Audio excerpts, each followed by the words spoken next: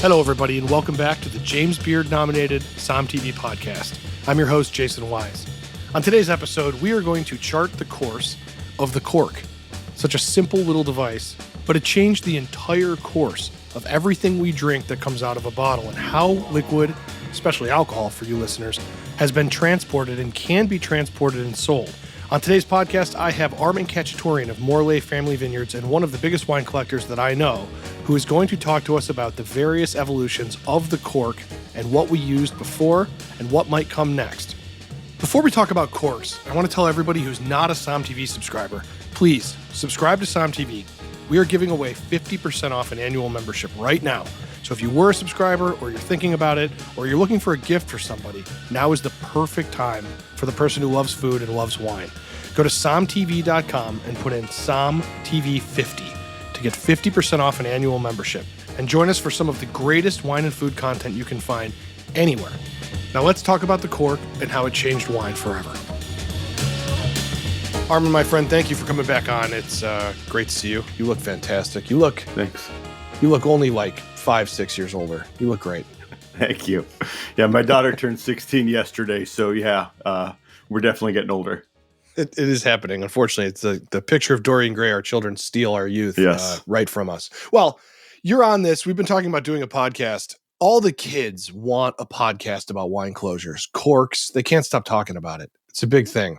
So we said, You know what, kids, we're gonna bring it to you.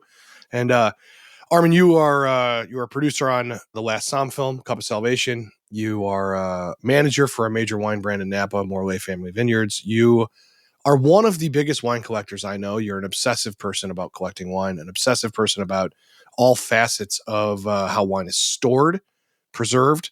Just a quick question. How many corks do you think you have pulled out of bottles in your lifetime?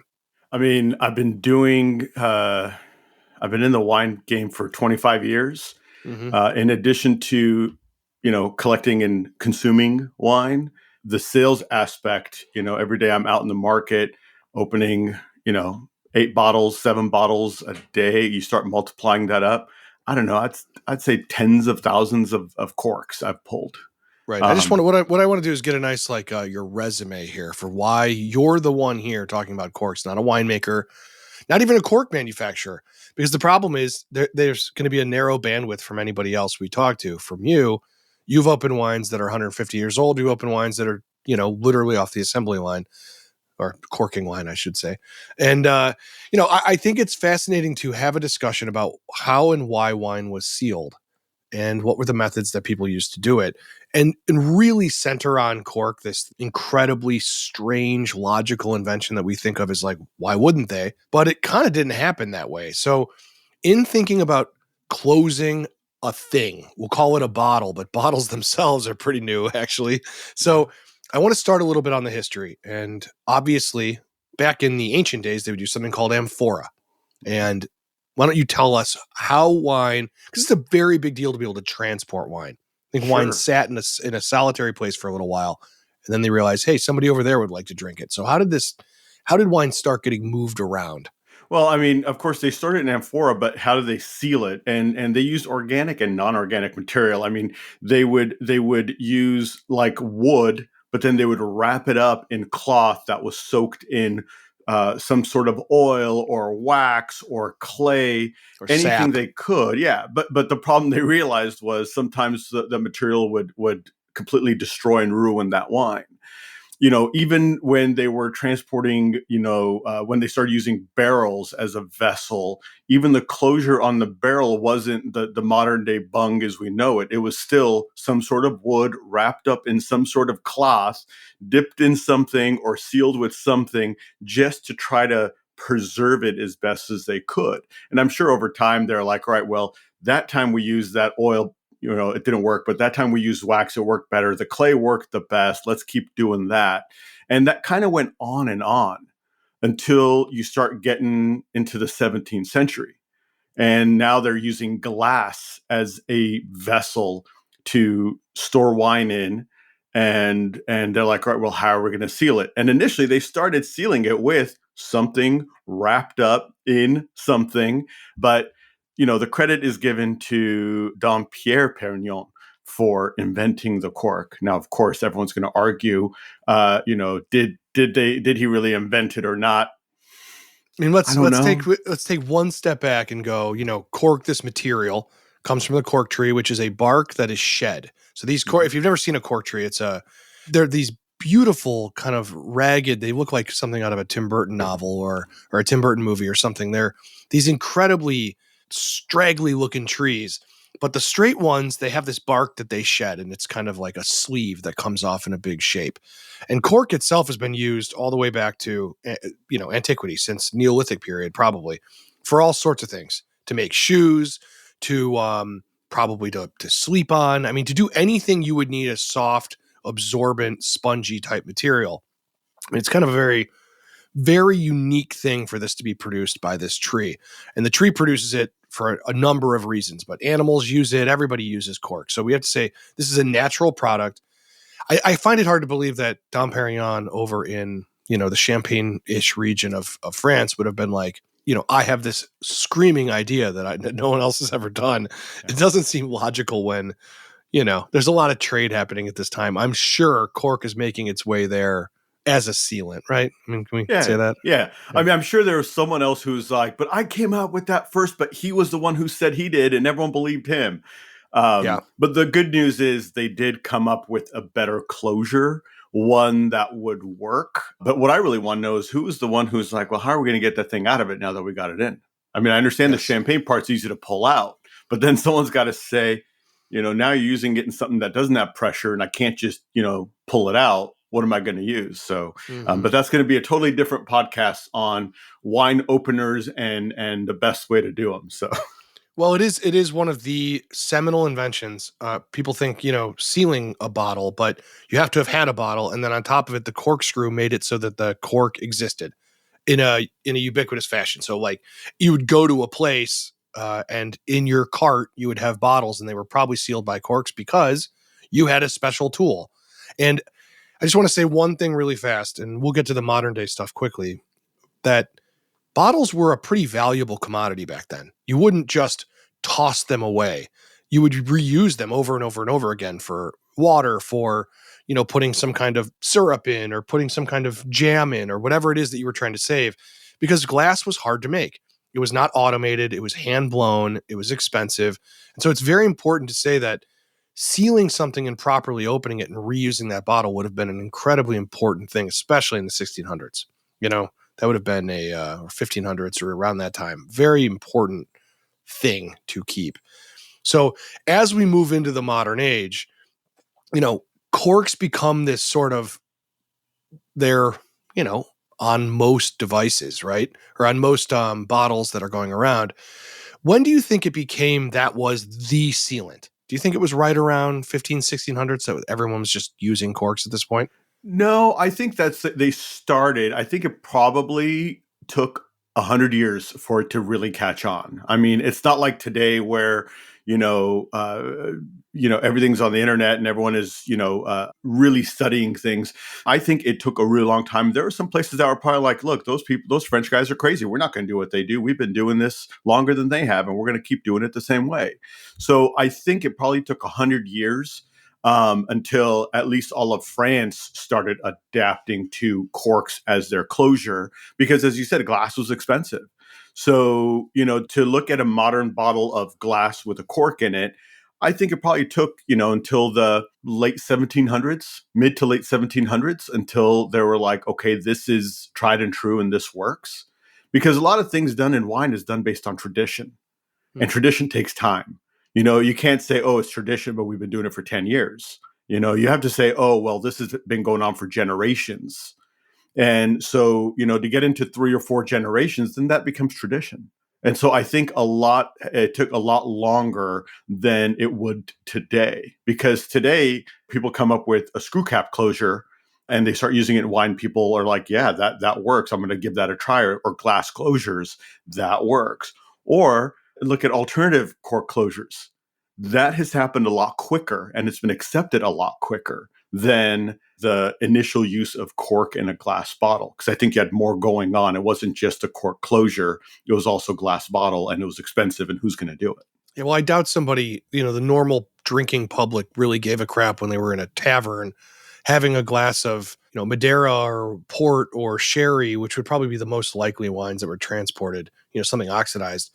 But when they're having a glass of that, or if you're in Paris and you're drinking a Beaujolais or whatever in the 1800s, I doubt they really cared whether it came by bottle or barrel or whatever. They just want it to cost, whatever it's supposed to cost. Yeah. And I think today, I think today people don't care as much about the closures as you and I do. I mean, wine people are obsessive about this. Oh, 100%. What's the closure? I'm not sure that the general person, and I mean the casual drinker, is really psychoanalyzing the why, the how, and the what of a cork, but or a glass cork or whatever. But that being said, we are going to hyperanalyze this device. So speaking as like the actual cork itself, what are the advantages of this thing? What were the reasons that this was such an incredible boon? And then let's get into what its problems are. Well, I mean, I think with cork, once it's cleaned, it could be a sterile closure. So then you don't have anything ruining the wine like you did back in the day when they're using alternative clay, wax, oil, whatever. And by ruin, and you then mean flavoring the wine? Like it's adding, like the sap is adding a sappy pine flavor or something like that? I've been a cork dork for over 20 years. My first national sales job was at a winery called Vineyards, and I started there when they were in the middle of a TCA crisis. And so there was a lot of work done on corks and TCA and what that does and how to do it. I mean, BV there was a lot of wineries in the early 2000s having issues with TCA. So there was a lot of research done on what is it and how do you get it and how can you avoid it?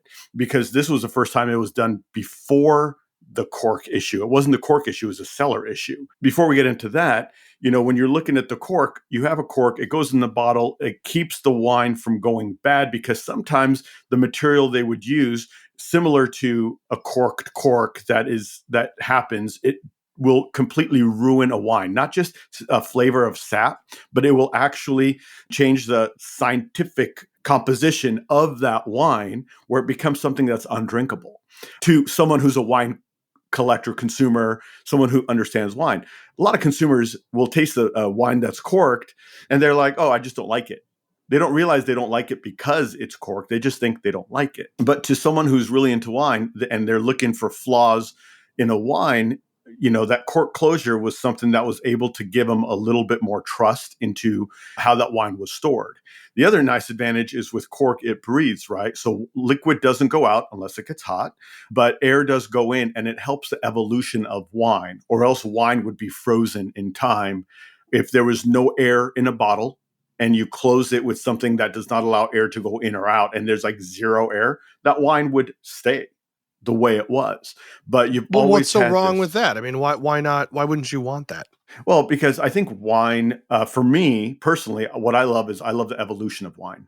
I love the different chapters, the different stories a bottle has to tell when it's first bottled and it's young, and then as it ages and it loses some of the fruit components, and you get some of the more earthy components. I like that, but not everyone does. I love older wines. The older the wine, the more fascinating it is for me, because to me it's history and it's telling a story, and that story needs to be told over a period of time, or else it's like Groundhog Day. Yeah, but I've had screw cap wine that's 20 years old.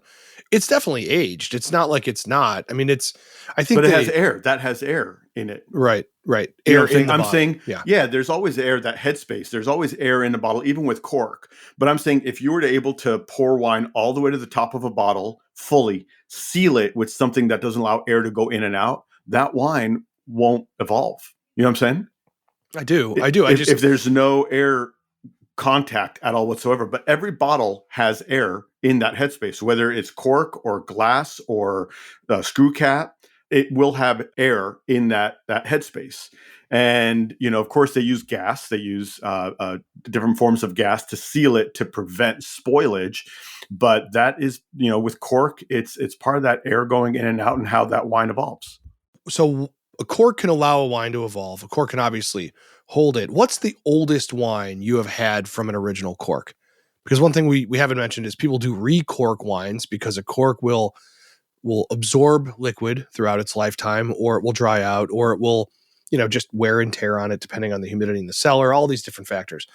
What is the oldest wine you've had with an original, not recorked bottle? 1875 Angelica Wow. from Rancho Cucamonga Winery. This was a winery that made Angelica fortified dessert wine. The 1875 vintage was put in bottle during Prohibition. They hid a pallet of it. They forgot all about it because it lasted 13 years. And they found this pallet in the early 80s, and it went to auction. And a friend of mine, his father, bought 2 bottles of it. They drank one. We decided to have, there's a group of us at Sonoma State. We were, in the wine club. We created a wine club, so it would give us an excuse to get together and drink. But we had themes, and one of them was a dessert night theme.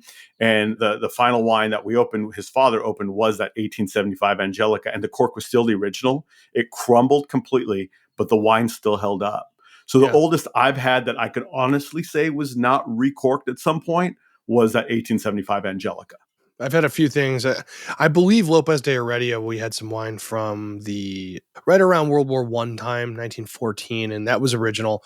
I will say we went through a lot of bottles. They have a moth in their cellar that the larva of this moth, like picture a little caterpillar that's not very interesting looking, eats the corks.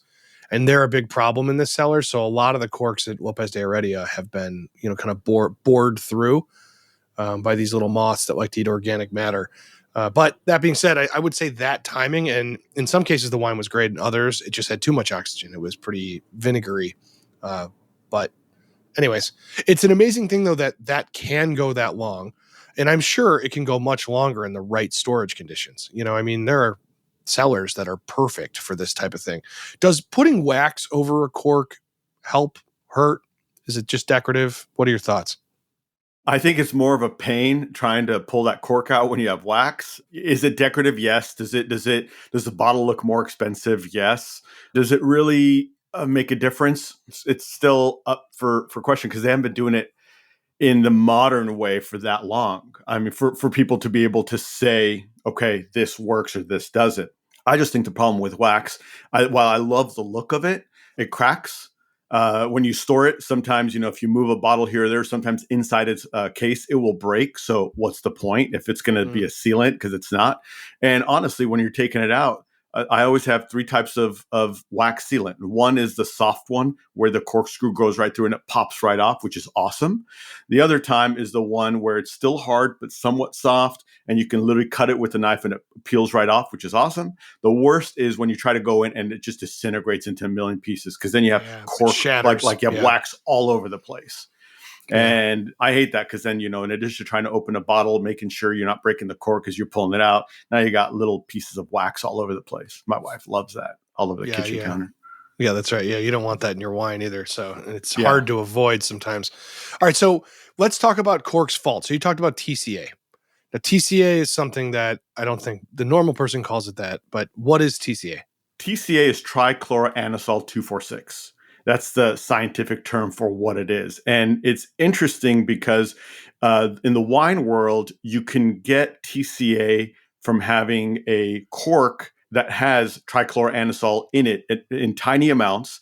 When it goes into the wine, it gets contact with the wine. It actually starts, because wine is organic matter, it continues to grow. And then, so it's a bacteria. It's a bacteria, and it'll feed off the wine, and it'll get worse and worse as time goes on. So if you just bottle a wine with a cork that is not perfectly clean, then and you open the bottle a month later, chances are you won't taste it. But if that bottle is, if that cork's been in bottle for a year, 2 years, the longer it's been there, the worse TCA can get. But what's interesting is it's not just from the corks. When I was at Hansel, they realized that trichloroanisole 2,4,6 can actually occur in the cellar before the wine is even bottled. So what happened at Hansel specifically was they had the old U-shaped drains, which, the winery itself was built in the 50s. So what happened is they used chlorine to clean the cellar, because you have to have a clean cellar or else you have fret. And chlorine turns to chloroanisole, and then that goes in the air and starts feeding off organic material, which becomes trichloroanisole. And then the wine is now infected, and no matter what you do, it's done. So plastic will pull out TCA, which is really fascinating. I've actually tried. I had a bottle of 1990 Chateau de Chem that was corked. I put it in a glass pitcher and I got cellophane and I tore off sheets of cellophane, turned them into balls, tossed it in there, stirred it around for 30 minutes, and the TCA was not as prevalent as it was. They've actually made plastic vessels with plastic balls that if you have cork wine, you can pour into it. It was a big thing in the early 2000s when there was TCA and everyone was freaking out about it. I remember this, yeah. And so plastic can pull TCA out. But the other interesting thing is, if you have, like you go to a restaurant, I've had corked carrots, which is very common. I've had corked baked potatoes, which is almost as bad as cork champagne, but I don't think anything beats cork champagne. But what happens is when cardboard is a vessel for TCA, wood is a vessel for TCA. So what happens is when produce gets taken to a restaurant and it's in cardboard boxes, the first thing the restaurant needs to do is take all that produce out, put it in a plastic, and then put that plastic bin where they're going to store their produce.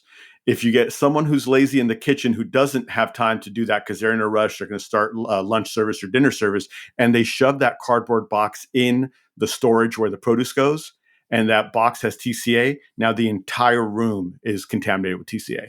So everything will end up with TCA. So it's really fascinating. It's not just wine, but TCA can affect a lot. If you open up a bag of baby carrots, you're going to get TCA out of it. That smell, that wet newspaper, wet dog, almost like mildewy smell. It's like musty. TCA. It's a mold working in conjunction with chlorine. Is kind of how this is. The seeds for this, it's a problem. You're right. Baby carrots in a bag is a perfect. I've had a corked banana before. So, a banana that just smells like, it's not mothballs, but it's like old wet cardboard is the best. I mean, I really don't know how else to describe it other than that. It's nothing pleasurable. Well, and the fascinating thing is, unlike Brettanomyces that some people Well, yeah, but the more you have, the more you can taste. TCA is bimodal. So, for example, at like 2 parts per trillion, I might taste it, and Jason, you might not. At 3 parts per trillion, you might taste it, and I might not. And it kind of will do that bimodal part until it gets to about 6 or 7 parts per trillion. And then at that point, most people will taste it. It is one of these things that I have been at tables, though, where some people are like, it's corked, and others are like, I don't taste it. I mean, it is. I do think there are people who are, whether it's trained or innate, an ability to taste TCA. I hate to name names here. I feel bad for the wineries we're going to name, but it has happened, and it's been a very big issue. What are some of the historic problem wineries that have had issues with TCA? You mentioned Hensel. BV was another one. Beaulieu Vineyards, Open Napa. Yep. God, who else had? Because during that time, there was a number of them. I think Sterling had an issue as well, maybe. Maybe not. Don't sue me if you didn't. When we filmed Into the Bottle and we were at Trimbach, obviously for that film, and we were walking around trying to get wineries around the world to open up iconic old bottles. And one of the things Trimbach said is, we don't have a ton of really, truly old bottles going back 100 years because they had this TCA issue. And I believe it was the 80s, maybe 90s. And they nuked their cellar. I mean, they really did. It was one of the cleaner cellars I had been in Alsace because they had to completely go through. And I know that that's a devastating thing because it also hurts your reputation. It makes people think you're not clean. It's not really true. That's not the case.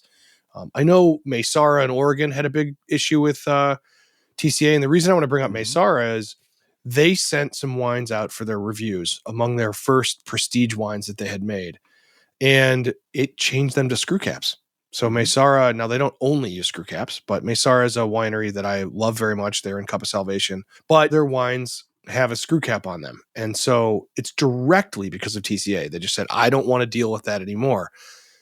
And I want to talk to you a little bit about the trade-off of using some other form aside from the lack of oxygen going in and out, maybe I think here is the subjective part of this conversation. And we'll talk about how cork has bounced back and tried to reclaim, being the top thing. But for a minute there, it looked like screw caps, plastics, using plastic, using composite corks that are made out of who the hell knows what, polymer and all sorts of different things, and then glass tops. Yeah. And so let's talk a little bit about whether those tops are any cheaper, any more effective, what your opinion is on them. What do you think? Well, so it's interesting. The screw cap thing, at least in Napa, became kind of a thing because in the early 2000s when Hansel had it, Beaulieu Vineyards had it. The other one was Montelena. Chateau Montelena also had their Okay. TCA in the cellars. It wasn't Sterling. It was Montelena, BV, and Hansel. And they started looking into it. Plumpjack Winery was the first winery, high-end winery, that said, we're going to take screw caps seriously. And what they did is they took 2 bottles. I believe it was a 07 vintage. They had 1 bottle in cork, 1 bottle in TCA, and it was a reserve cab, right? The best bottling they had. And they sold these 2 packs. And we're like, well, you guys buy it and you guys figure it out and tell us what you think. And that was like the first big Napa winery that did that. To this day, there's no big Napa winery that's doing, no cult winery is doing screw caps. There's no Screaming Eagle and screw caps, Harlan and screw caps. The glass ones were not really prevalent in the U.S. I think there was 1 winery that was using it for one of their whites. Maybe 2 wineries were using the glass closure for whites. But, wineries really started looking at this in the last 20 years and said, all right, what other options do we have?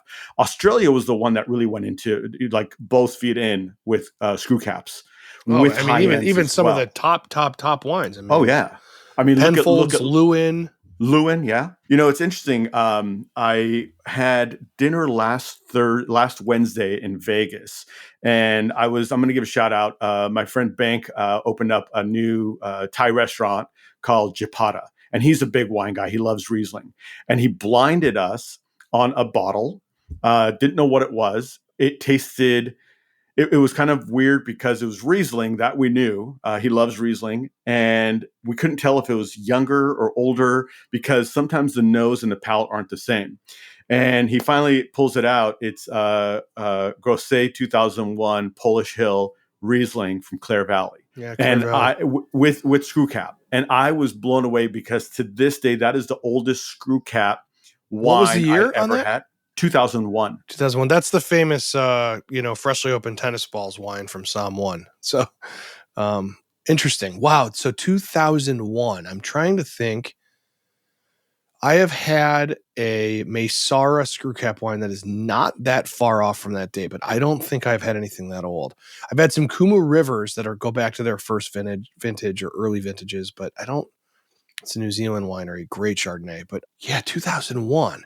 So what were your thoughts on the nose and the palate not mixing? Is that directly because of the stoppage? I don't know. It's hard because with older wines, what could it be? It could be a number of things. So the nose had that older oxidized Riesling nose. The palate, though, the acid was so fresh and so young that it was throwing me off. And of course, with Riesling, I don't always go to Australia. I'm looking at the old world and I'm going Germany, maybe Austria. So I was kind of thrown for a loop on what it could be. But I was very pleasantly surprised when he pulled it out. And I was like, okay, you got South Australia, you got Clare Valley, 2001, 24-year-old bottle of Riesling. And it was stunning. And it kept opening up. That was the oldest screw cap wine I've ever had. The big things you see nowadays, I mean, screw cap still is not prevalent in high end in anywhere except for Australia. I haven't seen any high end producers in France, US, Italy, Spain using that. Germany has started to, but even on their high end wines, they don't. Like on the high end GG Rieslings, they're not using screw caps. They're still using cork. It's pretty region specific too. You don't really see, I mean, I've seen it in the falls. I have not seen it in some of the more buttoned up, older, more traditional, like Mosel. Mosel. I've never seen it in the Mosel, but maybe there is some kind of, not that I've seen. I think you would probably agree with me that screw caps especially, but any of these other things are probably a direct reaction to they don't want flaws in their wine, right? 100%. They don't want to, it's just, you don't want to lose product. Yeah. Okay, so what did Cork do to come back and say, wait, hold on, we are the undisputed champion, have been for 1,000 years, come back to us? What did they do? So cork started off saying we're going to do one by one testing, and every cork producer has their own fancy name for what they're going to call it. They claim they do these screenings of each cork one by one. But the most fascinating thing, I think, is they've come up with, not just cheesy composite corks that, people would look at and be like, what is that? Yeah, I know I used a screw cap to pull it out. It looks like it could be foam in that. I don't know. They started coming out with a composite material that's called Diam, D-I-A-M. Diam has kind of become the champion, at least in the high-end world. If you look at Burgundy, they have been using Diam in Burgundy for bottlings of like Montrachet, not just, village level stuff, but like Montrachet. So that's how I think cork has come back. What makes it so DM can't get TCA? What do you know about the chemical component of the cork? I don't know about the chemical component. I just know that Diam cannot get TCA. It's 100% TCA free. Now, the issue is, when Diam first came out, they had the Diam 3, the Diam 5, the Diam 10. And everyone's like, well, what's the difference? And they said, oh, well, the 3 is supposed to be for wines that you're going to age for 3 years. The 5 is for 5. Well, that was wrong, because I've had a Diam 5 out of a 12-year-old Montrachet. That was still great. And when I inquired about it, they said, well, no, it's more about the amount of Soakage, oxygen, right? it's the soakage, but also the amount of air that can go in and out. So now they've kind of streamlined it where there's still Diam 5. And then I think there's Diam 10 and Diam 30 / Diam Origine. The 30 or Origine tend to be the most sought after ones. They're the most expensive ones. I don't think you really save a lot of money by going Diam in terms of the cost of the cork, but I think you will save by not having TCA. Mm-hmm. One of the things, like when we're having dinner here, we go out and we're taking bottles of wine. All my friends know, it's not what he pulls out, it's what's his backup. I always have a backup bottle. So if we're going to have a bottle of white Burgundy or a bottle of Napa Cabernet, I always have a backup. Why? Because there's a chance that you're going to pull that cork and the wine's going to be corked. And so then what do you do?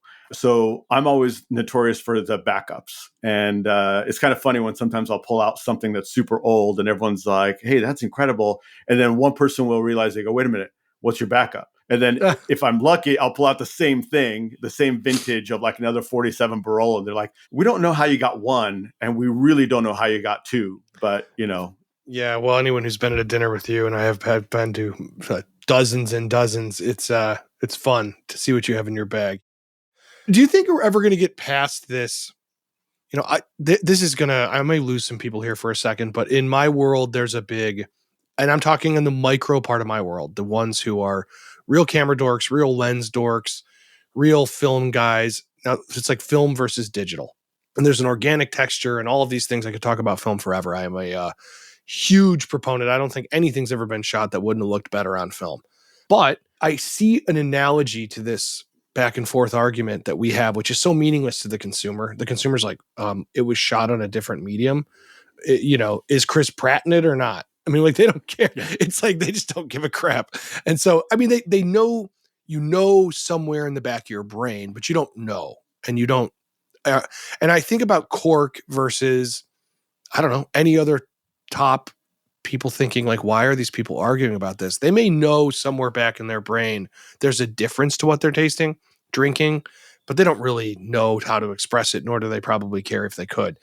Do you think there is a negative connotation when someone pulls out a bottle and they just go, and it just opens just like that? 100%. You pull out a bottle and you twist the closure. The initial thing is, oh, that's cheap wine. Because high end hasn't really adopted to it, with the exception of high end in Australia. And I love the tradition of pulling a cork out.